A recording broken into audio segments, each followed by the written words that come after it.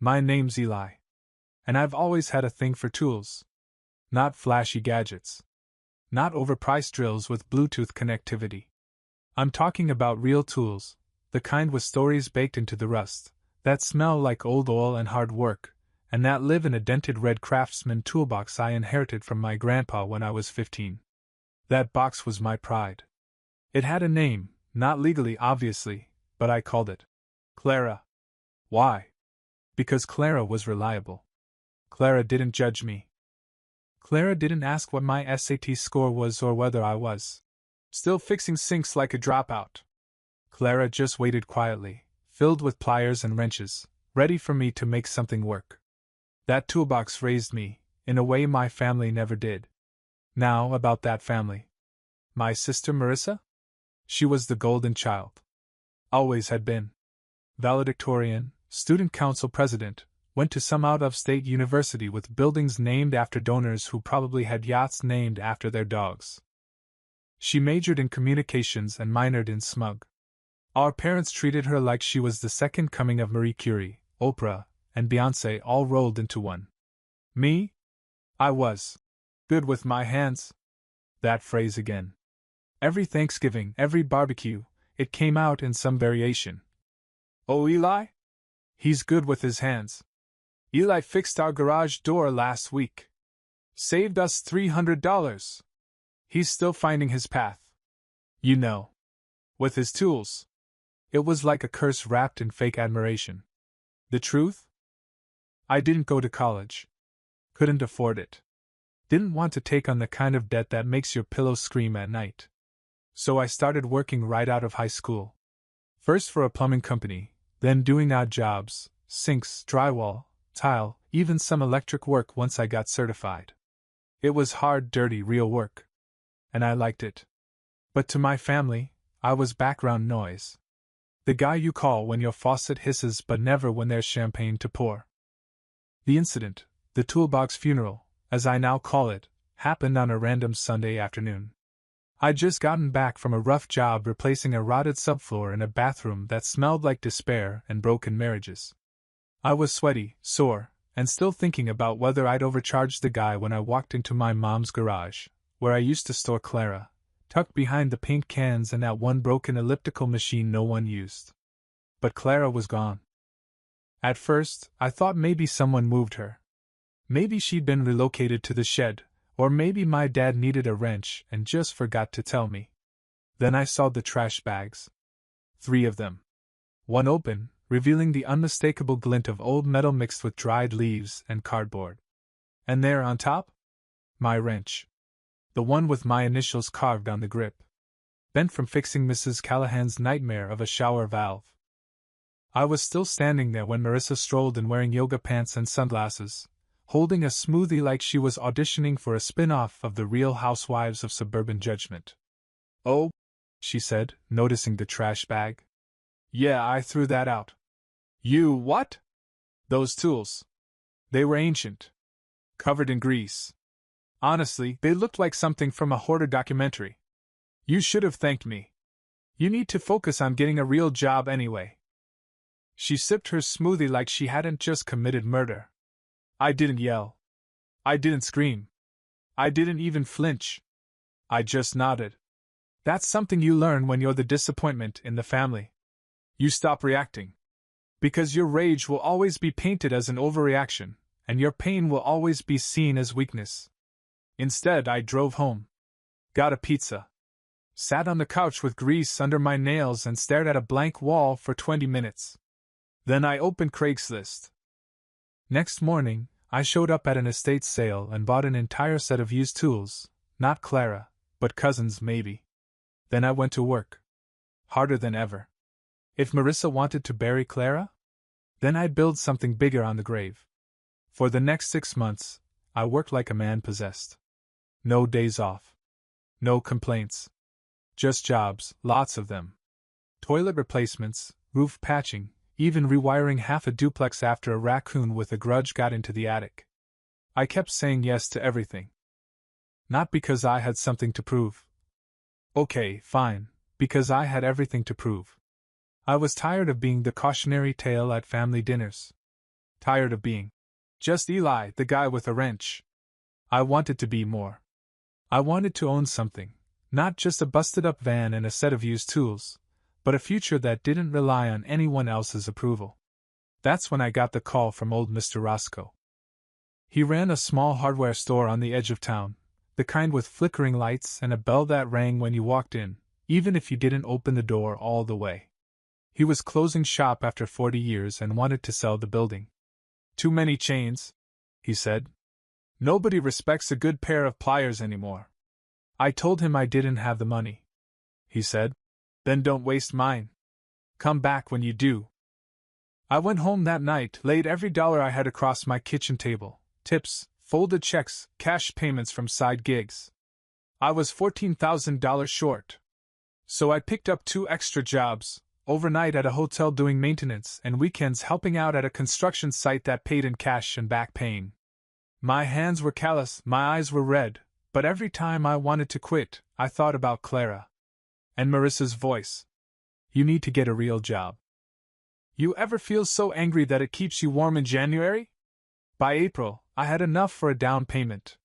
The bank didn't want to approve the loan at first, but my buddy Carlos co-signed after I fixed up his flooded basement for free. Said I had hustle with a hammer. I liked that. So I bought the place. Turned the back into a workshop, the front into a modest storefront.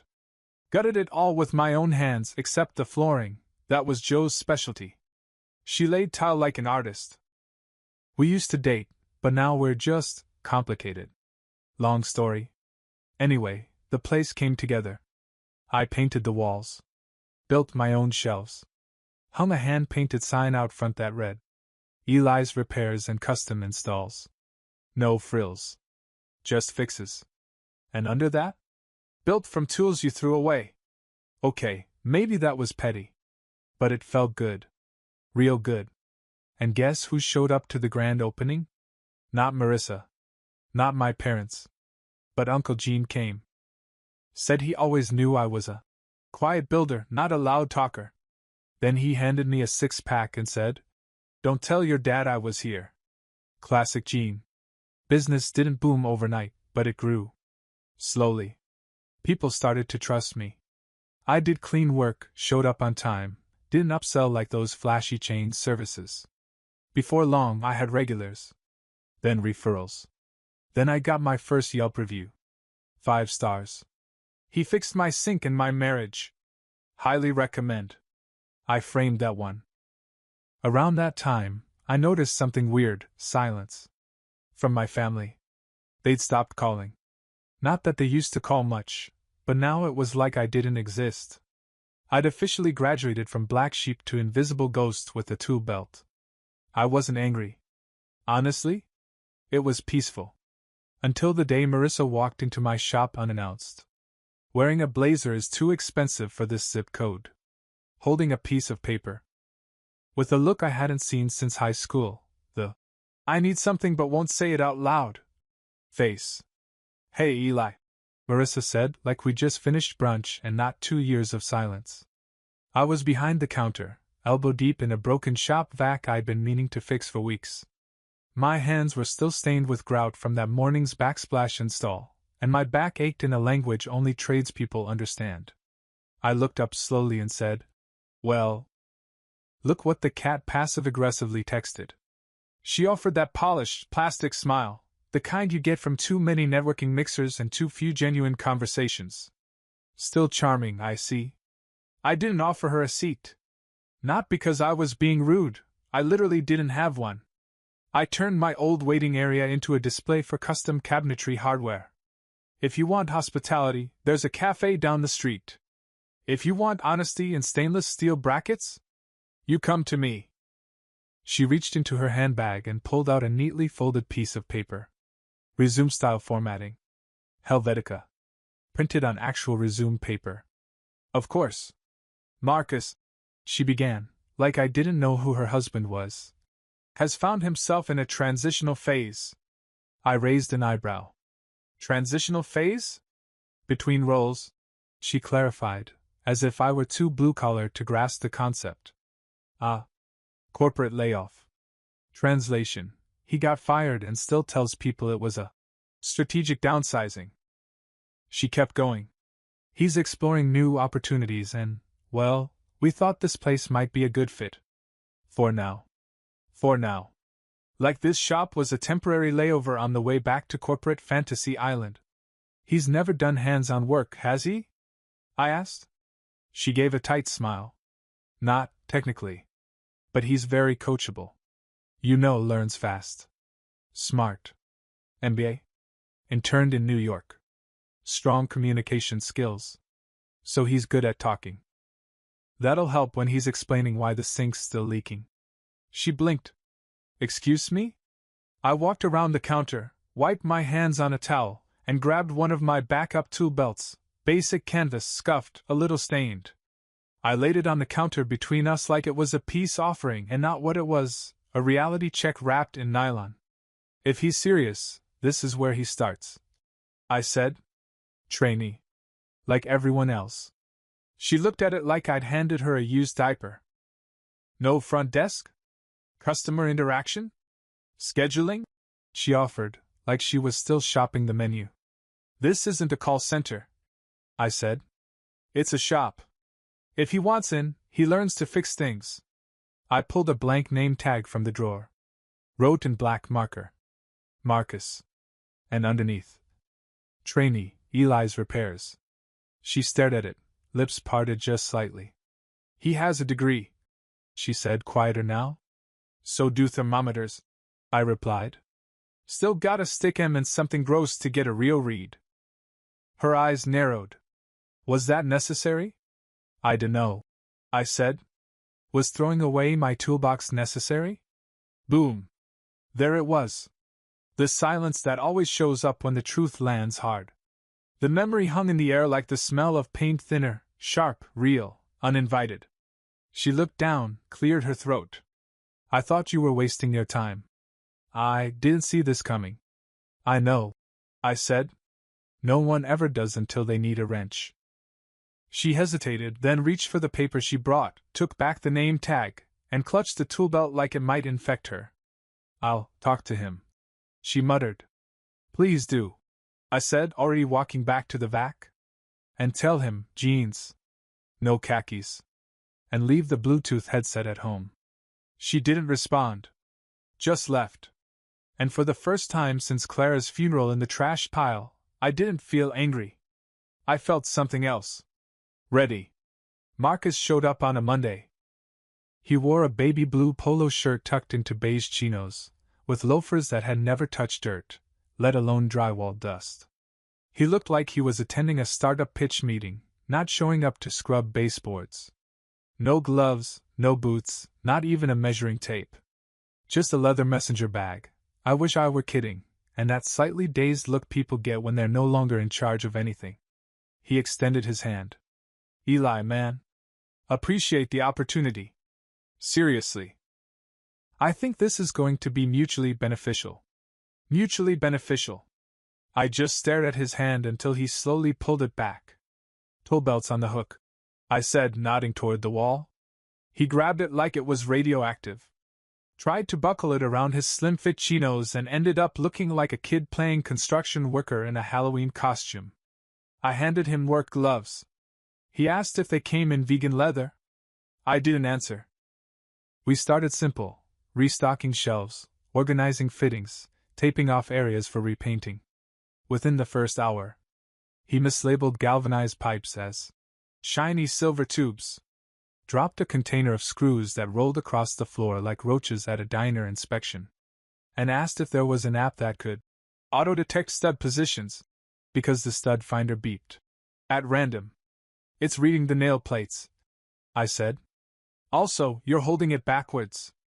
To his credit, he didn't walk out. But his soul visibly cracked when I handed him a broom and told him to sweep the sawdust. Isn't there like a shop vac? He muttered. Yeah, I said. Right next to your humility. Let me know when you find either. By noon, I took him to a mudroom install at a client's house. Sweet older couple. Gave off golden retriever grandparent energy. The wife kept handing us lemon cookies and the husband insisted on calling Marcus Sport. I had him carry lumber in through the side gate. He tripped on the second plank, nearly fell into the rhododendrons, and asked if we had a cart. "We do," I said. "They're called arms." Once inside, I showed him how to measure and cut trim. I let him try. It was not beautiful. We ended up with one piece 2 inches short, and another shaped like Florida. "You ever work with your hands before?" I asked. "I built a desk once. From a kit. But I think I misread the Swedish." After we finished the install, or rather, after I corrected most of his angles, we packed up. He was breathing like we just finished a CrossFit session. As he leaned against the van, wiping sweat from his brow with his now ruined polo, I tossed him a water bottle. "You coming back tomorrow?" I asked. He didn't answer right away. Then, quietly, Yeah, I think I should." That night, back in my one-bedroom apartment, I sat on the edge of my bed, laces still tied, arms sore in that satisfying way. I thought about Marcus. And Marissa.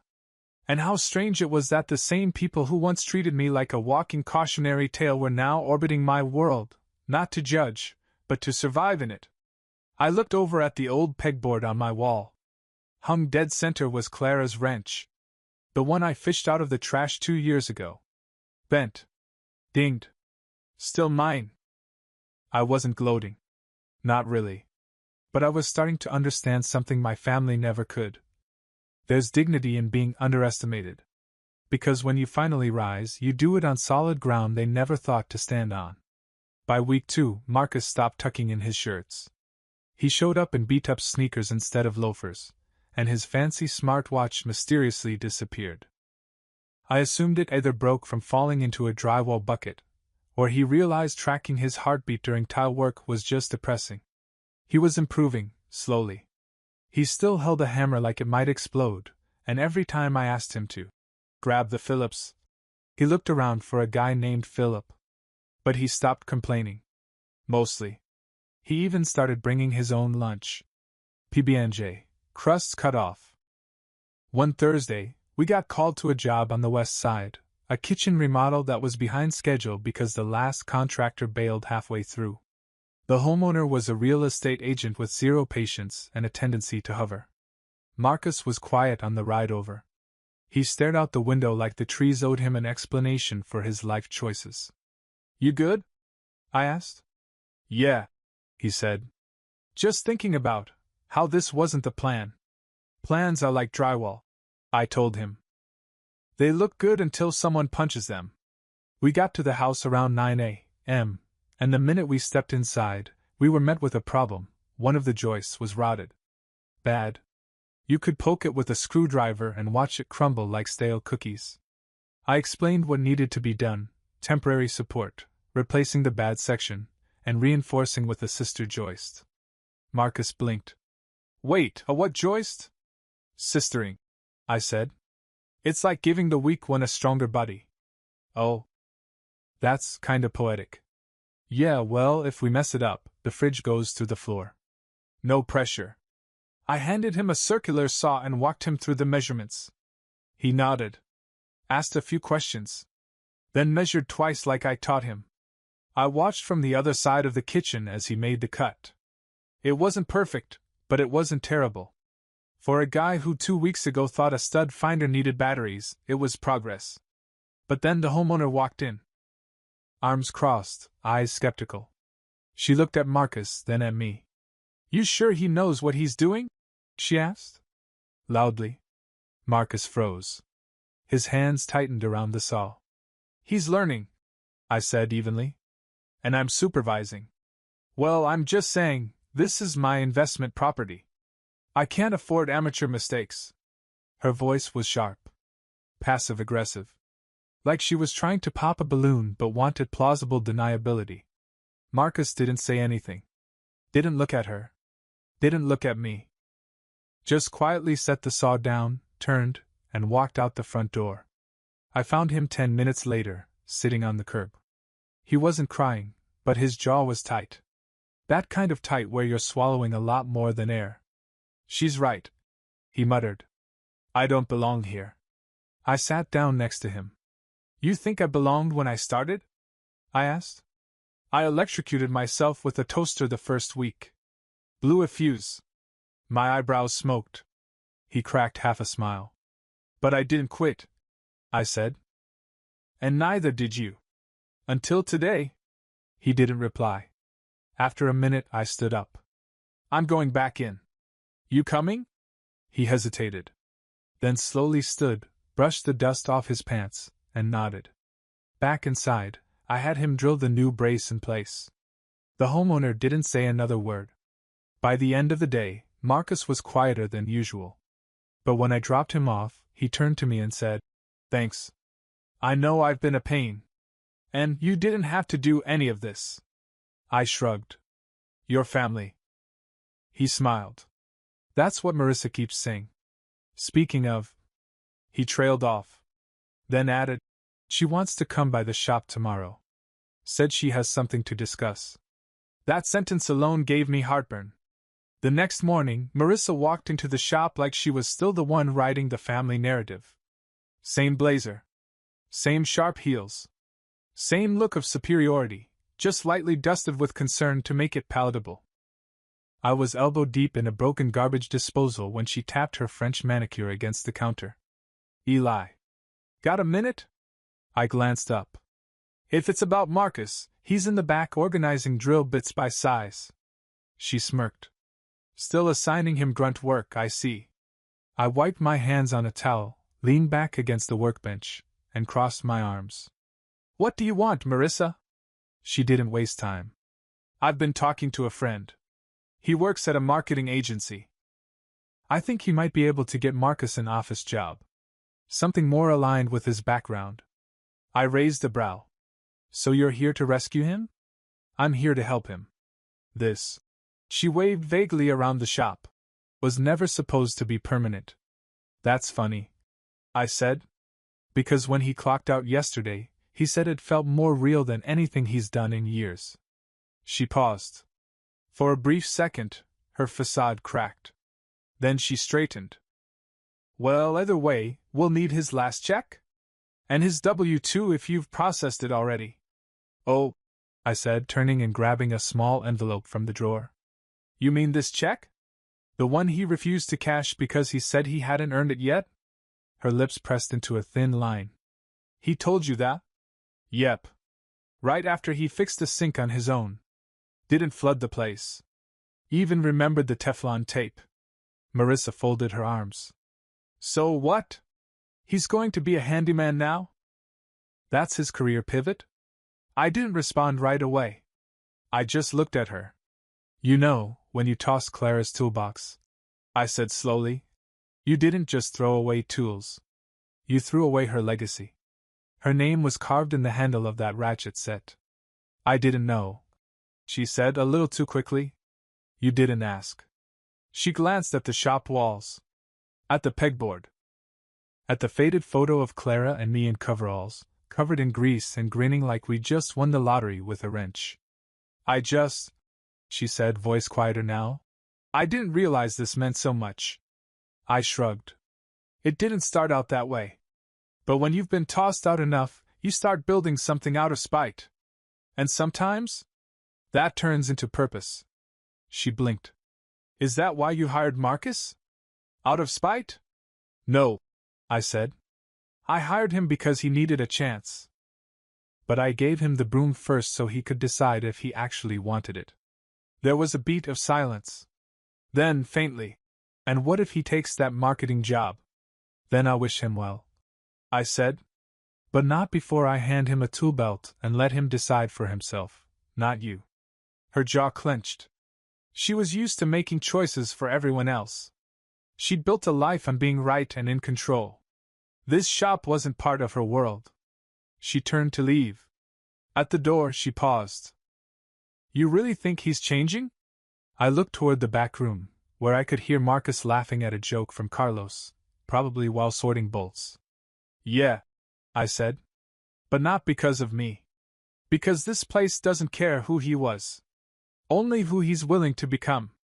She nodded once. Then walked out. And for the first time in years, she didn't look like she was walking away from something beneath her. She looked unsure. I like that better. A week later, Marcus showed up early. Beat me to the shop early. He was out front in a hoodie and paint-streaked jeans, sipping gas station coffee from a cracked thermal mug. His sneakers, the same ones from his first day, looked like they'd been chewed by a belt sander. And he wore them like a badge of honor. "Morning, boss," he said. I narrowed my eyes. "You been here long?" "Since 6:40. The storage shelf was bowing in the middle. I reinforced it with spare brackets." I raised a brow. "You figured that out yourself?" He grinned. "I googled it, but yeah." I gave a slow nod. "The kind you only give when someone's finally earned it, not because of talent, but because they showed up long enough to deserve it." We had a full day ahead, 2 minor fixes, 1 mid-sized HVAC repair, and a deck quote on the west side for a fussy client who'd already cancelled once. I was going to lead the deck consult myself, but something told me this was Marcus's test. "You take the lead," I said in the van. "It's your quote to lose." He blinked. "Wait, seriously? Don't make me change my mind." At the property, he met the client with a firm handshake, asked solid questions, and didn't talk over her. He noticed would rot on a lower beam before I even pointed it out. Took detailed photos. Suggested switching from pressure-treated pine to composite for longer wear, with pricing math that wasn't half bad. I mostly stood back, arms crossed. He wasn't perfect. He still paused a little too long before measuring. Still forgot to write down the color the client wanted for the railing caps. But he was believable. Like a guy who could own this. Back at the shop that night, I stayed behind while he drove the van to get it refueled. I pulled out Clara's box. Still smelled like sawdust and lemon oil. Inside was her old name tag, bent and chipped at the edges, Clara, Master Carpenter, and under it, mine from the early days. Eli, owner/cruise/janitor/therapist/cashier. And next to it, a stack of blank name tags. I grabbed one and wrote carefully. Marcus. Lead installer, Eli's repairs. Then I paused. And underneath that, in the smallest writing I could manage, I added. Permanent. He'd never see that part. But I would. When he came back, I handed it to him before he even made it through the door. He looked down at it, then back at me, confused. "I thought I was still a trainee." "You were," I said. "Then you showed up 6 days straight. Didn't break anything. Learned from Carlos. Fixed that warped door without being asked. And this morning you spotted a bowed shelf before I did." He held the name tag like it might fall apart in his hands. "You sure?" "Nope," I said. "But you're about as close as I've ever been." He gave a slow smile. And then, without thinking, he hugged me. Not a one-armed side bro pat. A full, two-handed squeeze like he needed it more than he knew. I didn't flinch. Just clapped him on the back and tried not to let the moment get too weird. "Thank you," he muttered. "For not laughing at me. For giving me a shot. And for not firing me when I dropped that circular saw. You're still on probation for that," I said. "But the hug just bought you 24 more hours." He laughed. Then added, "Marissa still thinks I'll leave. Will you?" I asked. He looked around the shop. At the scuffed floor. At the tool wall, he helped organize. At the rack of blueprints, he'd started labeling without being asked. "I don't think I want to." I nodded. "Then she'll figure it out eventually. And if she didn't? That was her loss. Because this place? This crew? This life she once threw away in a garbage bag? It was working just fine without her permission." 2 weeks later, the doorbell above the shop let out its usual rusty chime. Marissa walked in again. Same heels. Different tone. She wasn't wearing her usual blazer armor. Just jeans, flats, and a windbreaker. And she looked around like she was seeing the place for the first time, not as a sibling, not as someone who once rolled her eyes at my ambition, but as someone who didn't belong. Marcus was tightening brackets on a kitchen drawer slide at the back bench. He glanced up, gave a nod, then went back to work. No performance. No pause. Just working. Marissa watched him for a long moment, then turned to me. I saw the website update, she said quietly. I nodded. New photos. Crew bios. Had time to freshen things up. You put Marcus on the homepage. Yeah. He earned it. She chewed her bottom lip. He leaves at 6 a.m. now. Doesn't come home with complaints anymore. Just stories. I leaned back on my stool. Good stories, I hope. She gave a tiny smile. Usually. He said yesterday a raccoon fell through a ceiling panel mid-repair. I laughed. That one's true. She paused again. Then, softer. I was wrong. I tilted my head. About the toolbox. She clarified. About all of it. I didn't say anything right away. Instead, I stood, walked to the shelf, and pulled something down, a small box, rough wood, worn lid. Inside, Clara's old ratchet. The one with her initials still barely carved in the side. I handed it to Marissa. This is what you threw away. She held it gently. Like it might crumble. It's heavier than I remember. She murmured. Yeah. Responsibility usually is. She nodded. Didn't try to defend herself. Didn't spin it. Just stood there for a while. Then she looked toward Marcus again. I don't know what changed him. I did. But I didn't say it. Instead, I said, sometimes all someone needs is a chance to hold the right tool. She handed the ratchet back. Then, right before she left, she looked around once more, not with judgment, but maybe something close to admiration. The door shut quietly behind her. Later that night, I was closing up when I noticed Marcus had left his tool belt on the bench. I almost called him. But then I saw something. Tucked in the pouch. A folded-up piece of tape, scribbled with a marker. You'll thank me when you get a real job. He'd saved it. The note she left when she threw out my toolbox. Only now, it was stuffed between wire cutters and a folding ruler, like a scar you learn to live with, not something that defines you. I didn't say anything when I saw it. Just smiled. And flipped the closed sign.